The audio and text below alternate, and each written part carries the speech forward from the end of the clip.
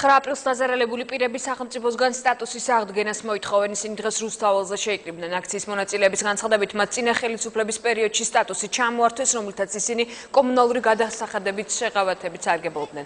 აქციის მონაწილეები ხელისუფლებას თხოვენ დაინტერესდნენ მათი პრობლემები წინააღმდეგ შემთხვევაში ამბობენ, რომ პროტესტის უკიდურეს ფორმას მიმართავენ და შიმშილობას დაიწყებენ.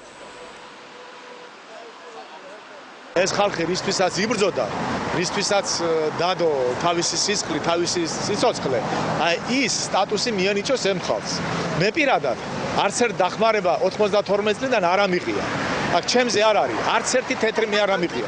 მე ვითხოვ რომ ამ ადამიანებს, მე თვითონ მონაწილე ვარ, ვითხოვ რომ ამ ადამიანებს მიეცეს სტატუსი, ის რაც არის კონსტიტუციაში დაფიქსირებული. ჩვენ მოვითხოვთ ამ შეღავათების აღდგენას და მათი პოზიციაა, რომ თუ კი 2 დღის ვადაში არ იქნება ასე ვთქვათ, ეს მოთხოვნა შესრულებული, ამ შემთხვევაში ჯერ დღეს ჯდომარი აქციას დაიწყებენ და შემდეგ შიმშილობის აქციაში გადაზრდიან მას.